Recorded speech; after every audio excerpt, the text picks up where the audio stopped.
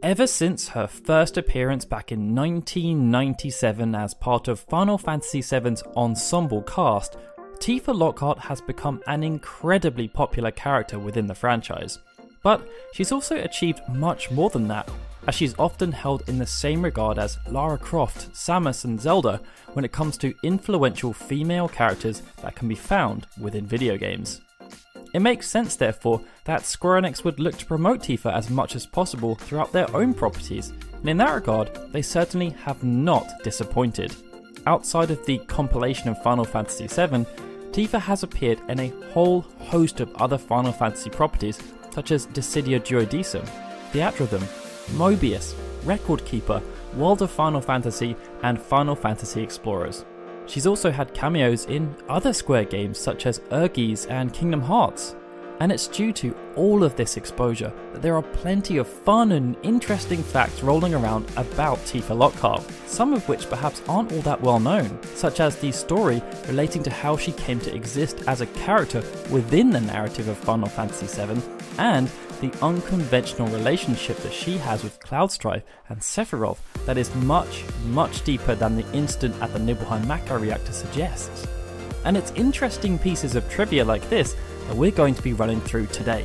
So, my name's Daryl, and here are 7 things about Tifa Lockhart that you probably didn't know. Starting with number 1, the fact that Inori Takahashi was adamant that Tifa should be included within Dissidia Duodecim. When the original Dissidia released as part of the celebrations that took place around the 20th anniversary of the Final Fantasy franchise, the creators of the game decided on some pretty strict criteria for which characters would appear within the main roster.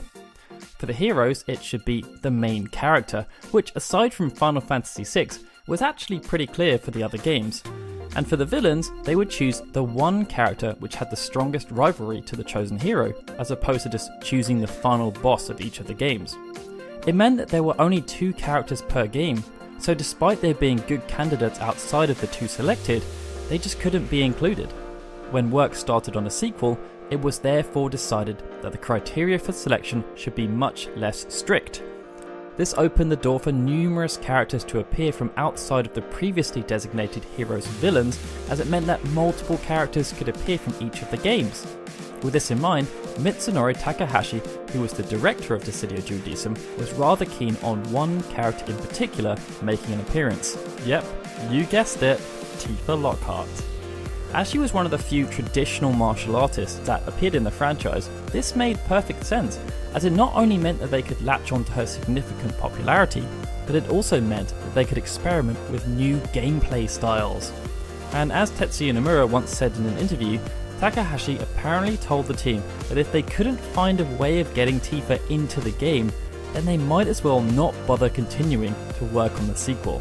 Now, I'm sure this was definitely meant in jest, but there's bound to be at least a grain of truth in there. I mean, we know that some of the prominent creators on the game essentially had the power to force certain characters into the mix, as for example, Nomura was adamant that they included Lightning and Kain, and it looks like where Takahashi was concerned, his pick was most definitely Tifa. The rest, as they say, is history. Tifa ended up being part of the core cast of characters when Dissidia Duodecim launched, and she also had a rather unique feint ability that allowed her to cancel her attacks and move around the enemy. Too bad there's been no word yet about her making an appearance in Dissidia NT, as her unique gameplay style would certainly help to shake things up a bit. Next up is the fact that Tifa holds the key to getting one of the 2 secret elemental materia. As you play through Final Fantasy VII, there are only a few materia that you can genuinely miss out on because you either forgot to pick them up or you just didn't know any better. Most are found naturally as part of the experience, and even if you do for some reason end up missing them, you can pretty much always go back and pick them up later or just purchase them from a store. When it comes to elemental materia though, the developers decided to make things a little bit more challenging.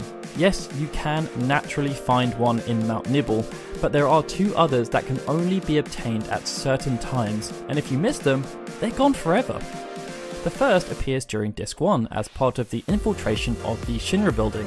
When you arrive on the 62nd floor, you will meet Mayor Domino. He promises to give you his keycard if you can guess his password, and if you manage to do so on the first try, he will reward you with not only his keycard, but also an elemental materia. Get it wrong though, and you can no longer acquire this elemental materia. The second appears on Disc 2. As Tifa becomes the leader of the party after Cloud falls into the lifestream, you can traverse the world and even get some unique dialogue options on side quests. During this time, you can also just head straight to Mideel and progress with the story, but if you head to Nibelheim, you can acquire a second optional elemental materia. Assuming Cloud jammed on the piano during an earlier flashback sequence, this time when Tifa checks the piano, she will find an elemental materia inside. If you choose not to do this and instead head straight to Mideel, this particular materia can no longer be obtained. Our next interesting nugget relates to Rude and his soft spot for Tifa. There are quite a few subplots that exist within Final Fantasy VII's narrative, and one of them relates to Rude's feelings for Tifa.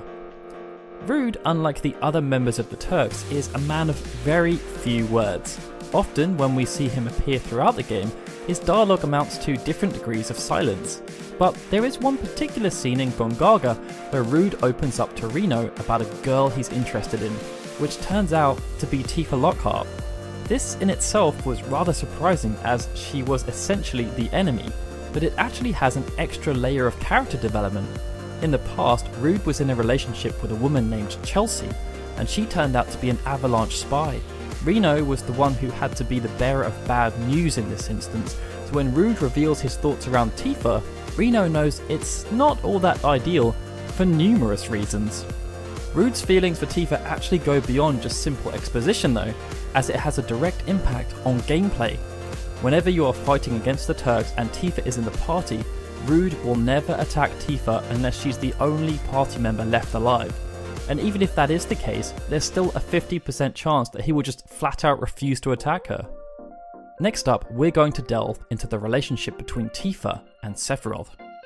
If we're looking at things on face value, Tifa and Sephiroth don't exactly have the friendliest of relationships.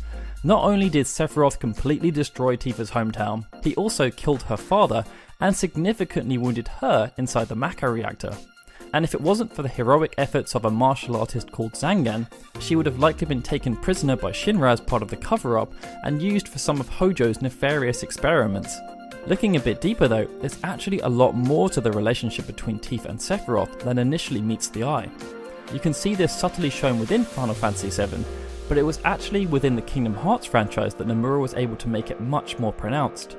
In an interview from the Kingdom Hearts 2 Ultimania, Nomura explained that if Sephiroth represents Cloud's darkness, then Tifa actually represents Cloud's light. She was created in a way to juxtapose Sephiroth's influence on Cloud. Their relationship has also played out in other titles. For example, during the story mode in Dissidia Duodecim, you're actually forced to use Sephiroth in the fight against Tifa that happens during Chapter 6. Our fifth fact is that Tifa owned a cat, which actually ended up saving her life. Now, there have been a few famous pets that have appeared throughout the core Final Fantasy games. You've got Shadow's Interceptor, Yojimbo's Diogoro, Renoa's Angelo, and more recently you've got Noctis's Umbra. The common theme here is that whenever pets do appear, they are usually dogs, and they usually have a very strong relationship with their owners. Tifa though, well, she bucked the trend by owning a cat, and it was a rather awesome cat too. Unfortunately though, they actually chose not to give the cat a name. I don't think this was meant to undermine Tifa's cat in any way, it's just that this all happened in Before Crisis, so giving it a name probably wasn't up there on the list of priorities for the development staff. Either way, Tifa's cat was often ill, and it meant that she gained quite an affinity with it as she tried to nurse it back to health. When she could, they would often spend time chasing each other around Mount Nibel. It meant that the cat grew rather familiar with the mountain, and following the Nibelheim incident, it was actually Tifa's cat that was responsible for leading Zangen to her location so that he could rescue her from a rather horrible fate. Next up, we have a rather strange lawsuit involving Tifa, Square Enix, and a K-pop artist. When Advent Children released back in 2005, it was nothing short of a visual spectacle. It featured plenty of fan service and some rather awesome fight scenes, including one particular fight between Tifa and Loz, one of the remnants of Sephiroth. Indeed, that fight was so awesome that a K-pop artist called Ivy, under the advisement of her producers, used it as inspiration for the music video that accompanied the release of her single called Sonata Temptation. It was a pretty faithful recreation of the scene, but there was one small issue. They didn't actually ask Square Enix for permission. Square Enix then took Ivy's production company to court and was successful, with a judge ruling in their favour and ordering the production company to pay Square Enix damages in the tune of $244,000 US, which was then up to $326,000 following an unsuccessful appeal.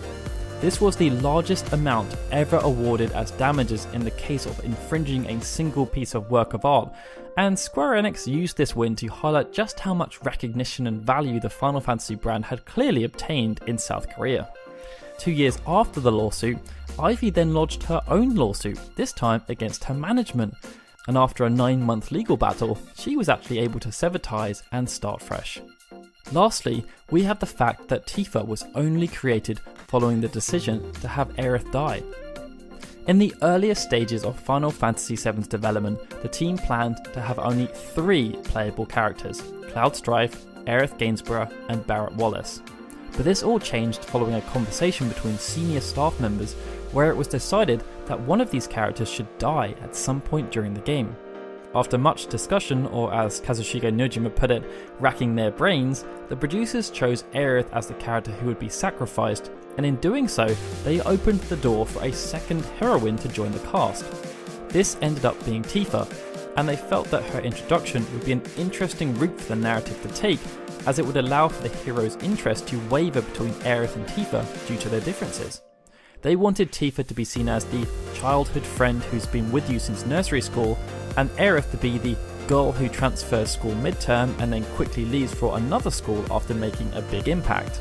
This kind of dynamic wasn't something that had ever been seen before in a Final Fantasy game, and Katase liked it. To try and keep things fair between the two of them, it was therefore decided that the game should be balanced so that despite Aerith not being around for all of it, there would still be enough scenes for strong relationships to develop between the characters. They didn't want things to end up being weighted towards one of the characters in particular, so that Cloud's views could be more open to the interpretation of the players. So there were 7 facts about Tifa Lockhart that you probably didn't know. Honestly, some of them are pretty out there, but I hope you found them interesting either way. I personally think the last fact is particularly interesting, but that's because I have a love for diving into the narratives. It just goes to show how certain decisions have knock-on impacts that can change things in significant ways. Either way, let us know in the comments below which you found to be most interesting, and of course, if you enjoyed the video, be sure to hit that like button and subscribe to our channel. Also, if you'd like to join our growing community, make sure you check out our Discord server. There's a link in the description below. Why not also consider supporting us on Patreon? You get the satisfaction of knowing that you're helping to support us in the creation of videos like these, and we will reward you with, amongst other things, putting your name at the end of videos like these guys you're seeing now. Alright guys, this is Daryl signing out. I will see you next time for more Final Fantasy videos.